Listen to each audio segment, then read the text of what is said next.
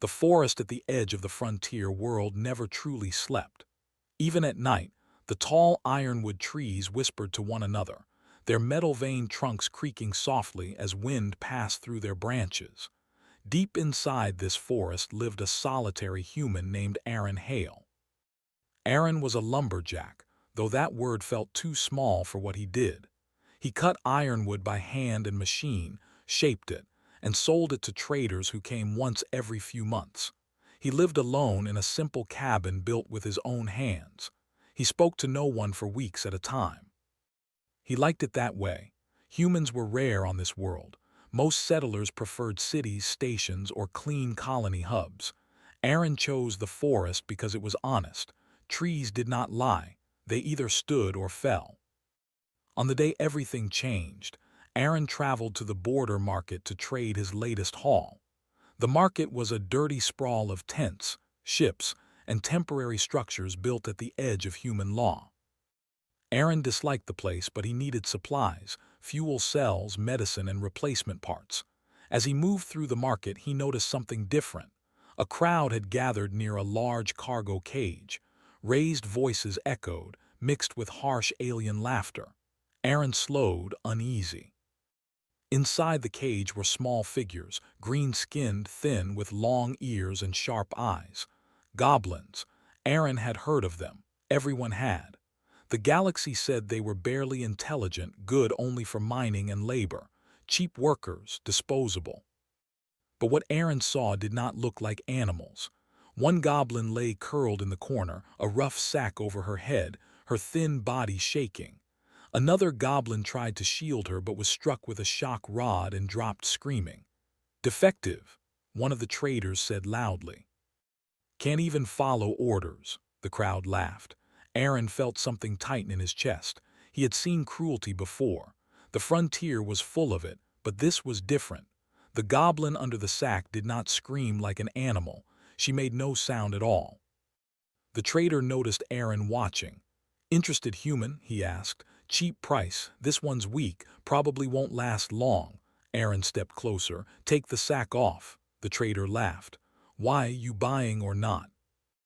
Aaron looked at the goblin's thin wrists, bound with metal cuffs far too heavy for her size.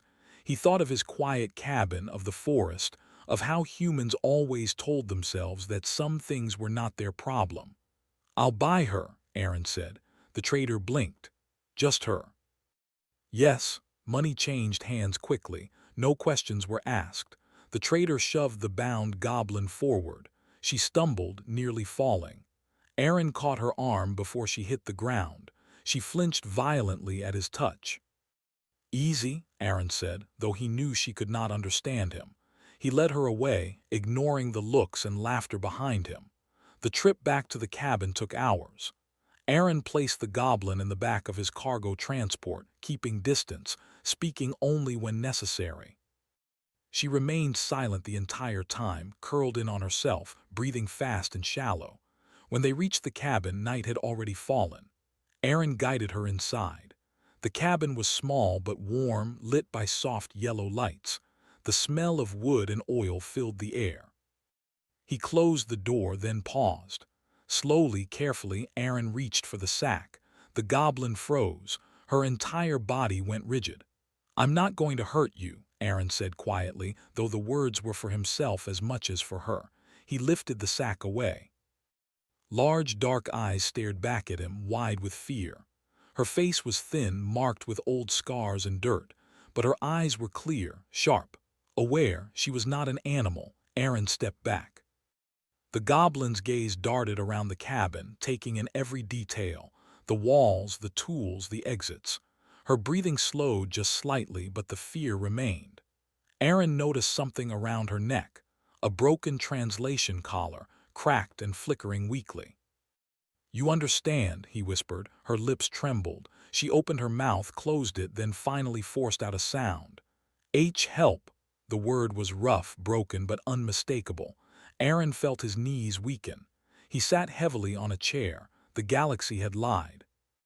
He removed her cuffs using a plasma cutter, careful not to touch her skin. When the cuffs fell away, she rubbed her wrists slowly, watching him with caution. I bought you to get you away from them, Aaron said, knowing she might not understand. You're safe here. She tilted her head slightly, studying him. Aaron brought her water and food. He stepped back and waited. After a long moment she approached, sniffed the food, then ate quickly as if afraid it would be taken away. That night Aaron did not sleep. He repaired the translation collar using spare parts and old human tech.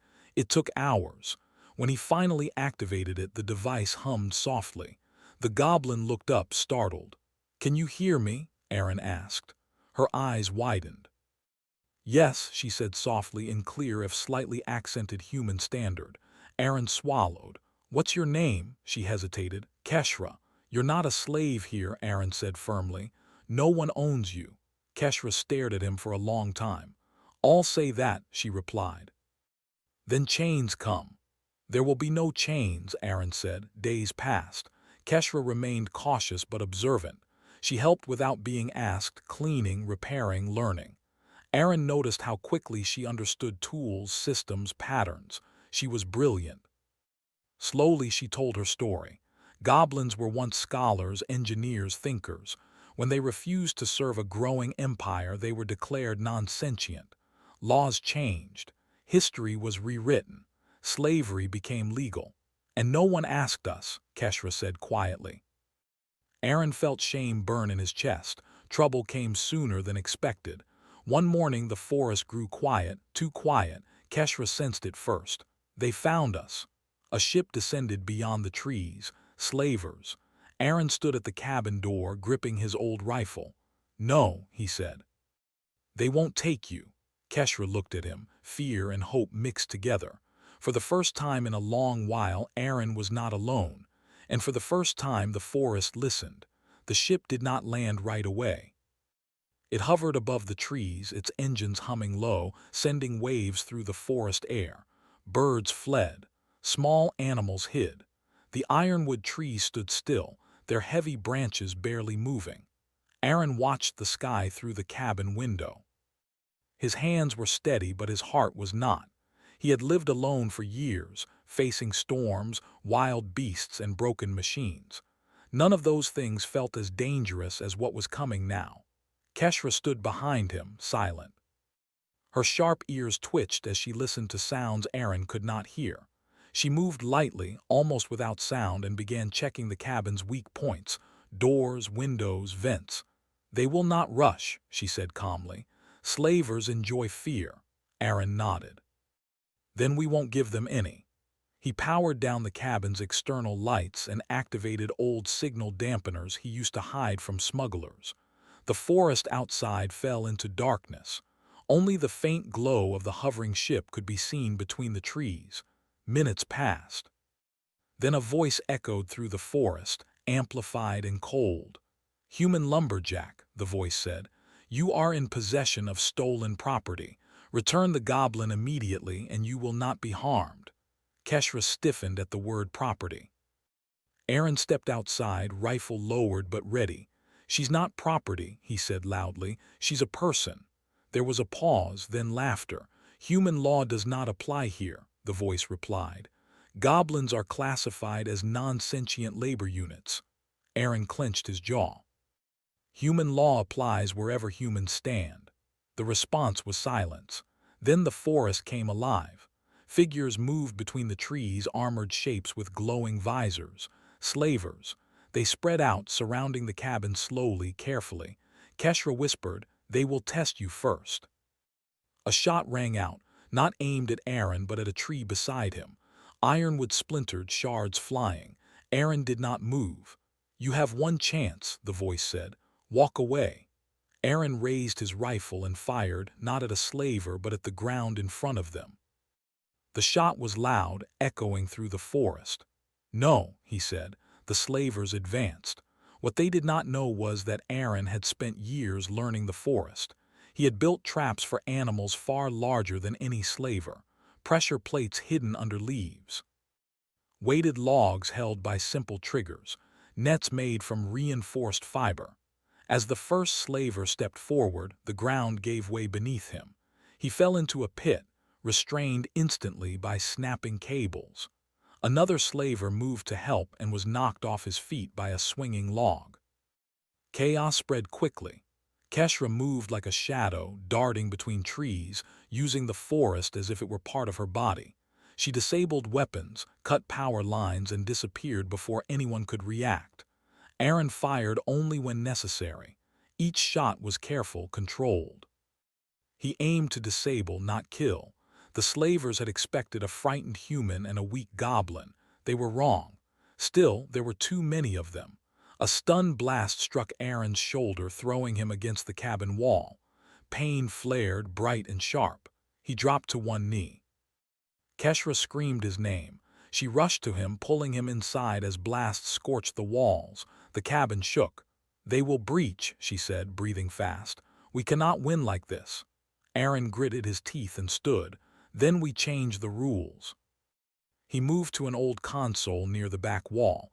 Dust covered it. The machine had not been used in years. Keshra's eyes widened. "Is that—" "A human emergency beacon," Aaron said. "Old model, long range." "But that will alert many," Keshra said, "including those who hate goblins." Aaron met her gaze. "It will also alert those who don't." He activated the beacon. The cabin filled with a deep pulse of sound, almost too low to hear. The signal shot into the sky, cutting through interference, broadcasting on a frequency used only for crimes against sentient life. Outside, the slavers froze. "What did you do?" the voice demanded. Aaron stepped back outside, blood trickling from his shoulder. "I told the truth." The slaver ship lifted higher, weapons charging. "You have sealed your fate," the voice said. "Maybe," Aaron replied, "but not hers." The ship fired. A blast hit the cabin roof, tearing through metal and wood. Smoke filled the air. Aaron stumbled back inside as flames spread. Keshra dragged him toward a hidden exit beneath the floor. Aaron had built it years ago, never thinking he would need it for this reason. They emerged into the forest, smoke rising behind them. The slavers advanced again, confident now. Then the sky changed.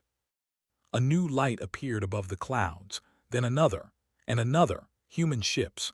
They dropped out of jump space like falling stars, their hulls marked with old symbols of human law enforcement and civilian defense fleets.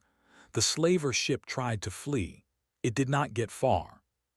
Human vessels surrounded it in seconds, disabling engines with precise strikes. Smaller craft descended into the forest, floodlights cutting through the darkness. A calm human voice echoed across the trees. "This is a human jurisdiction response. All hostile units stand down." The slavers dropped their weapons. Aaron sank to the ground, exhausted. Keshra stared at the sky, disbelief written across her face. "They came." "They always do," Aaron said softly. "Eventually." Human officers approached, weapons lowered. Medics rushed to Aaron's side, treating his wound. One officer knelt in front of Keshra. "You're safe now," she said gently. Keshra hesitated, then nodded. Evidence was collected quickly. Records from the slaver ship, biological scans, testimonies. Keshra spoke clearly, calmly, explaining everything. The officers listened. Every word was recorded. Within hours, the truth began spreading. Human networks lit up. Colonies, stations, fleets all saw the footage, all heard Keshra's voice. Anger followed, not loud anger. Focused anger, the kind humans were known for. The slavers were taken away in restraints. Their operation was dismantled piece by piece. Before leaving, a human commander approached Aaron. "You did the right thing," she said. "But this isn't over." Aaron nodded.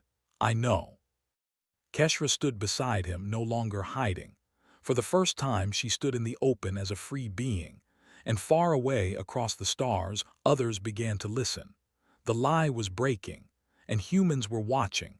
The forest slowly returned to life after the ships left. The broken branches were cleared. Burn marks faded with time. New sounds returned: birds, insects, the quiet breathing of the ironwood trees. Aaron's cabin was damaged but still standing, like its owner. Aaron recovered slowly. The stun wound had not been deadly, but it had drained him. Human medics insisted he rest. For the first time in years, strangers stayed in his cabin for days, checking systems, repairing walls, replacing the roof. Aaron did not like crowds, but he accepted it. This was part of the price of doing the right thing. Keshra stayed close but not afraid anymore. She moved freely now, no chains, no sacks, no orders. The human officers treated her with respect, asking permission before scans, explaining every step. Each small action mattered to her more than they knew. When the last ship left, silence returned, but it was a different silence. Not lonely, not empty. News traveled fast. Across human space the recording spread. Keshra's voice, the slavers' records. Old laws that labeled a thinking species as tools. Humans watched, listened, and remembered their own past. Anger turned into action. Human councils called emergency sessions. Trade agreements were frozen. Borders closed. Slaver allies were named and exposed. Some non-human governments protested. Others stayed quiet, afraid. Humans did not shout. They documented. They sent investigators to frontier worlds, mining colonies, forgotten stations. Everywhere they went, they found goblins. Broken, tired, silent, but alive. And once seen, they could not be unseen. Back in the forest, Aaron and Keshra rebuilt the cabin together. Aaron cut ironwood. Keshra measured, designed, improved. She knew things Aaron did not. Old goblin engineering methods, ways to strengthen structures without adding weight. "You think in straight lines," she said once, adjusting a support beam. "We think in curves," Aaron smiled faintly. "Both work better together." One evening, as the sun dipped behind the trees, a human ship landed nearby, smaller than before, civilian markings. A woman stepped out, older, calm eyes. She introduced herself as Mara Levin, a legal envoy. "We want to offer Keshra asylum," Mara said, "and citizenship if she chooses." Keshra was quiet for a long moment. "Choice," she said slowly. "That word was taken from us." "You have it now," Mara replied. Keshra looked at Aaron. He did not speak. He did not need to. "I will help my people first," Keshra said. "Then I will decide." Mara nodded. "That is enough." Keshra began traveling with human teams, acting as translator, witness, and guide. She spoke to other goblins, explaining that humans were different, not perfect, but willing to listen. Some goblins did not believe her. Some were afraid. But slowly more stepped forward.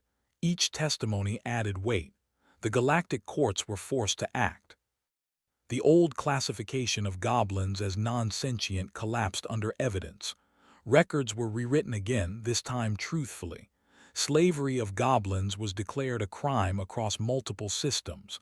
Not everyone accepted it peacefully. There were threats, sabotage, political pressure.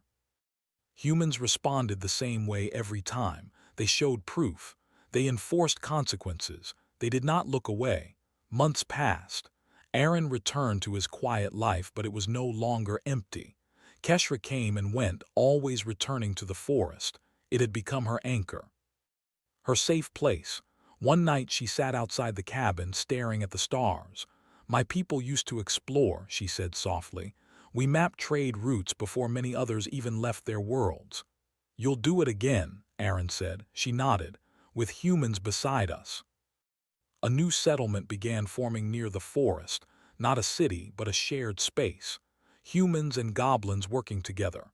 Engineers, builders, farmers. Simple lives. Some humans asked Aaron why he had done it. Why risk everything for someone the galaxy said did not matter? Aaron always gave the same answer. She asked for help. Years later, stories spread across the stars. They spoke of a human lumberjack who lived alone at the edge of the law, of a goblin who was meant to disappear, of how one small choice exposed a massive lie. Other species began to wonder. If goblins were wrongfully enslaved, who else was? Humanity's reputation changed. They were no longer just builders or soldiers.